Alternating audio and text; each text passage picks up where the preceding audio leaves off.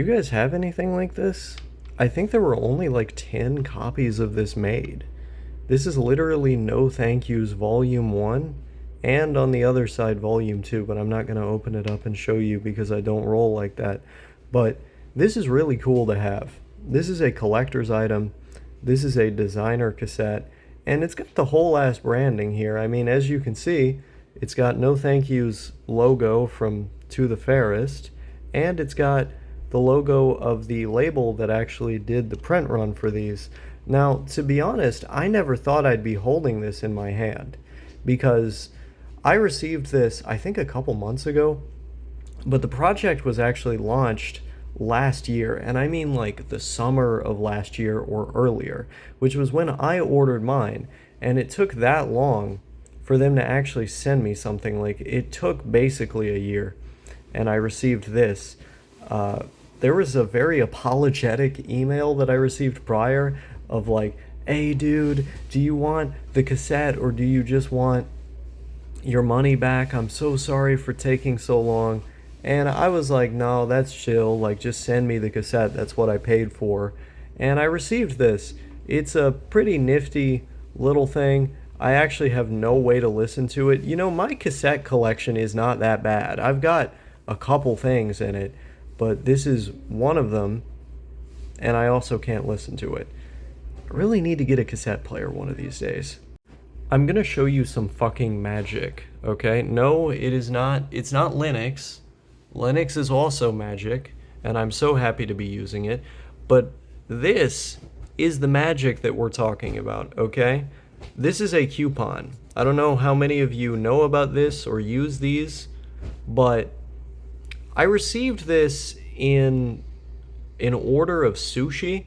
So there's this type of sushi that we have in select locations.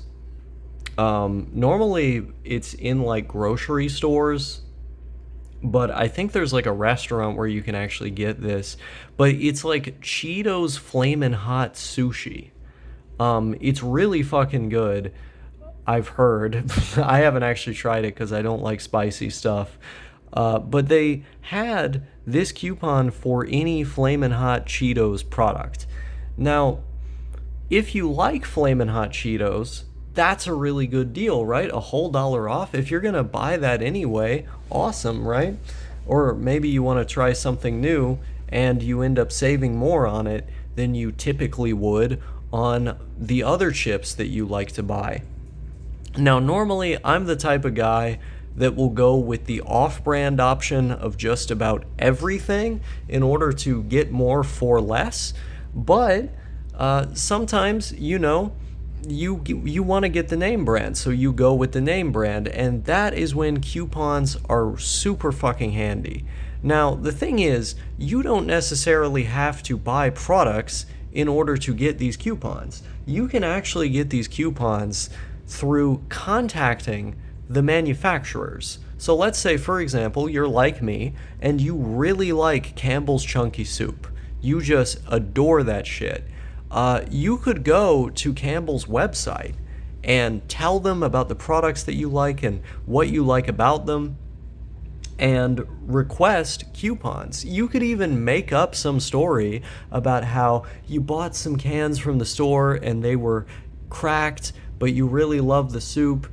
Could you help a brother out? You know, just make some shit up in your little message. Hell, you don't even have to necessarily have those pretenses. You could just say, hey, yo, can I get some coupons, cuh? And they'll probably send you some fucking coupons. Manufacturers are really good about this. If you're a NEET and you're buying your own shit with like disability and food stamps or OAS or whatever it's called, where you live, these are really handy. And all you need to do is contact the manufacturer and they will literally, in a couple weeks' time, send you coupons in the mail. And those coupons can be used on items that you would normally buy otherwise just for a cheaper price. It's a major fucking life hack. Now here is another life hack that I'm going to throw straight at you. Okay? You're not ready for this. Memberships at stores.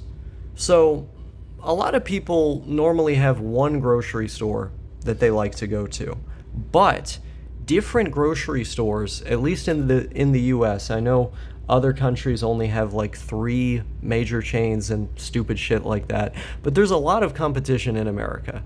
So if you're in America, getting a membership to a grocery store, which is totally free, unless it's like Costco or some Sam's Club or some weird shit like that, normally it's totally free, and you'll get lower prices just by doing that. But here's the thing: certain stores are going to have certain sales on certain items. Like, for example, if you really like Mountain Dew for a case might be like $5 at one specific store, on that specific sale day. Whereas at any other store, you might have to pay the normal $8, $9 type thing for that same case. And so by going to that other store to get that specific item and probably some other things that are on sale there, you're going to save money. But then when you go to the other stores that have other stuff that's also on sale, but not at the location you were just at those locations, you're going to save money by going there. Now, different stores also typically have different wares. So like, different stores will be targeted towards certain demographics that like certain foods. There's certain things you might be able to get for a good deal at one store, but there's also certain things that you might not be able to get at all at that store. And so by going around town and going to the different grocery stores, you can actually get a sense for what the best prices are on which things at which locations. And you can use that in the future to bolster your economic efficiency. You can stretch out your EBT card or whatever it is further by doing this. And it ends up having like a minimal impact on gas. You know, it's like basically nothing if you have a bus pass or something like that, you know, because I take public transit pretty much everywhere I go. So it ends up not mattering to me. But yeah, if you walk or if you take the bus, you can get some pretty good deals just by going to different stores for different things. And that will pad out your money. Even though you're only saving $1 here, 50 cents here, maybe a couple dollars here if you're really lucky on certain items, you got to remember, these are items that you will eat otherwise. These are items that you would get anyway. And so just by taking that little bit of extra time to peruse the different stores and see what they have better prices on, you will end up saving potentially a couple dollars on that item each time you get that item, or some item that's similar, right? And that will add up over time. And it's the same thing with the coupons. Like, especially if they're items that you would get anyway, hell yeah, you should be banging their line. You should be trying to get every opportunity possible to save money on the things that you'll get anyway. Now, obviously, when it comes to coupons or sales for things that you wouldn't normally buy, a lot of the time that's literally just a marketing technique. Like, that can be a way to shake you down if you're not careful. So be careful about that stuff. But in general, it's good to know what the median price is for this stuff, like what it's actually worth, and then to try and search around to get the best deal. And if you're doing that, you're going to be seeing potentially an extra $50, $60 by the end of the month, which could go towards other things. Or, you know, if we're talking hard cash here, you could just save it.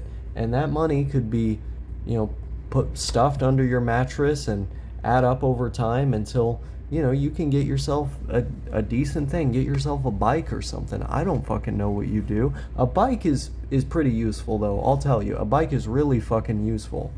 But yeah. Okay, so recently I've been struggling with my sleep, and it hasn't been pretty. It hasn't been great. I have been sleeping in odd intervals of like 4 or 3 hours, usually twice a day. So I'll get like half of a full sleep cycle here and then half there. And sometimes I'll only get one. So, like, for example, I've recently been falling asleep at 2 a.m., then spending the 4 hours asleep, and then waking up at like 6. Weird, right? It doesn't make a lot of sense, but it's been happening.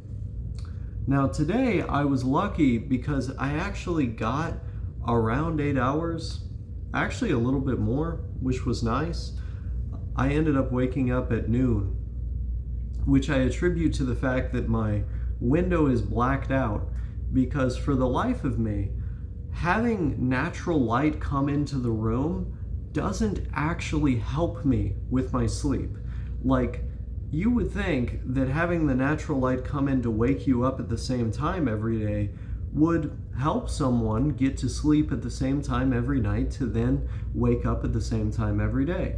Well, not with someone as mentally estranged as I, and so as a result, I'll end up not getting as much sleep as I'm supposed to get. I'll wake up at the same time every day, but with only a couple hours of sleep. So after I blacked out that window, I ended up actually getting a lot more sleep. It's because my brain seems to want me to fall asleep really late, or I'll try to sleep earlier and spend so much time trying to get to sleep away from phones, lights, and all the rest, but still not be able to get to sleep. And so I'm in this interesting situation now where, because I have blacked out the window, because I'm living that sort of blacked out lifestyle, I don't have to deal with the same consequences of having a brain like this that I once did. So I seem to be getting a little bit better now. We'll see how it goes tonight. But that was it just one night with the blacked out window, or has it been 2 yet? 2? Oh, it's been 2. And on the other one, how did I do? Because I literally don't remember. You slept a little bit better. I slept a little bit better. Okay, so that's 2 nights of improved sleep. And this is one of the consequences of the kind of sleep problems that I've been having recently, where my memory is a little bit shoddy. Like, if you're not sleeping as well as you normally would, not getting the full time, you're not going to remember things as well as you normally would. So, we'll see how it goes. I like this blacked out thing. I think it's working for me so far. Obviously, one downside to it is you don't get the natural light during any part of the day, but I have a porch, I have a lot of stuff around me that I can go to and go do, and I prefer getting my sunlight that way anyway, even though it's a better way to illuminate the room and better for mental health. I feel like if I just spend a lot of my time outside, it's not going to do me a lot of damage, so I'm not too worried about that. As well, I am trying to get my diet more in shape. I'm talking better vitamins and minerals. I'm drinking the Ensures again, as well as getting a lot of fruits and vegetables, which is what my doctor has recommended to me again and again. Speaking of remaining healthy and in tip-top shape, I'm gonna put my glasses back on because I don't like to look at things without them on, even though I'm just looking at the phone here. It's like blurry and painful to look at it without these on, so there you go. But yeah, I'm trying to do the fruits and vegetables more now, and I'll see the results on that in a couple weeks. That's generally how long it takes for me drinking the Ensures, eating the fruits and vegetables. I have to wait to see the results, but that is something that has been of major help to me at other times when I've dealt with sleep issues or some anxiety and depression as well. Making sure that my nutrition is on point, very, very important. That is probably like the most crucial thing ever. Like your brain on food, I'm telling you guys, it can do some wacky shit depending on what food you're on. And if you're on the right stuff, you don't have as much to worry about. It should be smooth sailing. But if you're on the wrong stuff, oh God, let me tell you, it's not good. It's not looking pretty, folks. So think about that. You know, I'm putting you on game for a moment here. Just think about that. Think about the types of foods you're eating. How many antioxidants are in them? Are you getting the right amount of fruits and vegetables every day? Right amount of carbs? You know, look at like the dietary information on your meat and shit. You know, are you cooking it properly? Are you cooking it too much? Is that getting all the nutrients out? You know, it's important to think about this shit because literally it will change your life. The kind of food you eat and the kind of food you don't eat, which is honestly a little bit more crucial than the food you eat in some ways, this will change your life, right? I know it changed mine when I started doing this shit. And that's why it's all the more stupid that I've started to neglect it and not be in that habit of really eating good shit. And so I'm trying to improve that now. I think if I have that all together, I should be doing fine. It should be like smooth sailing. But I need that physical component to this, right? Which is the exercise that I was already getting outside, and the sunlight that I was going to get either way. You put that all together in this holistic, what would I even call that? Program. Let's just go with that. And you should be doing better. Or I should be doing better in this case because I'm the person whom it applies to. So, okay, so we got all that figured out, right? But I just have to live like this for now, right? Like for this short period of time, I'm going to be trying to grind out the night's sleep because that's what it is. It's a grind.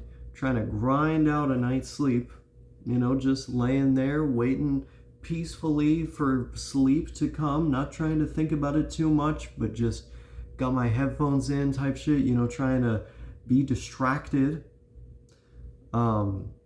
So that I'm not thinking about why can't I get to sleep? Why am I not asleep? You don't want that to be buzzing around in your head because the moment that it is, you're gonna stay up for a while longer.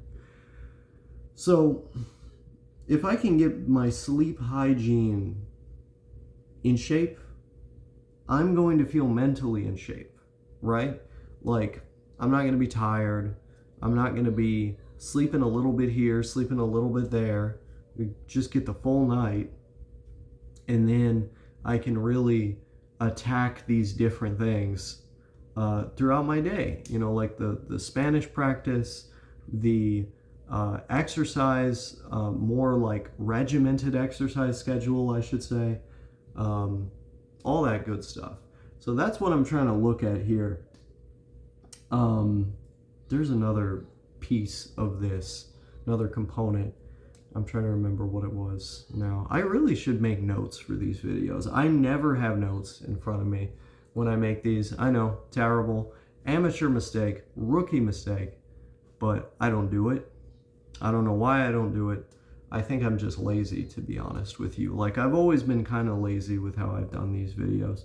Even the ones that have taken marginally more effort, like the scripted videos, do you think I really edit my scripts? Hell no, I do not. I just bang them out. I put them out there. There's a couple where I've tried to do some more editing on, but I had to wait over the course of a couple days because I'd sit down for like 15, 30 minutes and then I'd be like, fuck, I don't want to do this. And then I'd skedaddle out of there. Wait till the next day. I was in the mood, do like 15, 30 minutes, wait till the next day. And that's the most disciplined I've ever been with editing. But there's almost no scripts that I've edited. Almost all the scripts for my scripted videos just totally unscripted, or not unscripted, unplanned, there you go, and spontaneous, just stream of consciousness. So even those didn't really feel like they had effort involved in them. It's like, I don't know if it's my attention span, I don't think it's that, but I seem to have a lot of difficulty doing things that don't involve a lot of like immediate dopaminergic pleasure, which is actually part of why I like language learning, because depending on the method that you're using, it can just feel like you're constantly being stimulated. Like with flashcards, for example, especially if you're introducing new information in bit by bit, it can really feel like your mind is expanding, right? Like Anki in particular is great for this, but hell, like even grammar drills, if you go at a decent enough pace, you're gonna be seeing so much new information, translating and retranslating these sentences using your plug and play phrases, or whatever cognate tricks you might be learning, things of that nature. It feels like you're continuously progressing in a video game, and that's kind of how I want my life to feel. Like, I do things because they provide me that sense of gratification that like grinding in a game has, right? I do things because they give me that just like type feeling, like, yeah, like I'm getting somewhere with this, I'm moving fast, I'm doing that. I like that feeling. And the thing with fixing your sleep and like these more mundane goals like this is they don't really have like a fast-paced, boom, boom, boom, I'm progressing, I'm doing it, I'm getting somewhere feeling to them, right? Like they're just kind of these mundane, like blah, like I gotta fix this is one of the things I gotta do type things. And you just have to sort of bear with that, right? Like there's going to be tomorrow, and then after tomorrow there's going to be another day, and it goes bit by bit, and then eventually you end up stabilizing and getting into the groove with it, or at least in my case, you end up stabilizing for a certain period of time until your brain just snaps you out of it and the health of your sleep is thrown off balance again. I don't know why it does this. I don't know why I work like this. I've been trying to understand and explain that like the entire time this channel has existed. I've never been able to. And I've had sleep studies done. I've had numerous doctors prescribe me numerous medications and adjunctive therapies and so forth, to varying degrees of success, but the core problem has remained nonetheless. And so we'll see how this goes. I think the important thing to think about here for me, though, at least, or maybe not think about, is just that, like, this is something I have to do for now, right? Like, the days are going to go by, and I'll see some results, I'm sure, and things will be a little bit better for a while. And that's what I need to focus on, right? Like, I can't transform myself into someone who has good sleep all of a sudden. I've gone down that road and thought that I was doing that and thought that that had been done. Never happened. And that's okay, right? Like, this is just sort of the experience with the world that I have, at least as of now. Who knows? I mean, maybe there's some crazy technique that's unbeknownst to me, and I'm gonna find it. Someone in the comments below might shoot that to me, and I'd be like, oh my God, I can't believe I never knew about this. It could happen, right? You never know. There could be some doctor that, best thing out of India you've ever seen, and he gives me some words of wisdom that totally snap me out of it. I don't fucking know. Hopefully that happens, but as of now, it's like, this is my struggle. This is Mein Kampf, right? What is it? Is it das ist? Is das that's, or is it this? Or is dieses this? I don't know. I used to know German, kinda, but not anymore. Definitely not. Das ist mein Kampf. I think that is mein Kampf. I'm trying to say that is my struggle, right? That is my struggle. I just got to deal with it, right? You know? Maybe this is your Schadenfreude. I don't know where I'm going with the German words today. I think that's God up above trying to tell me that I need to end the video right now.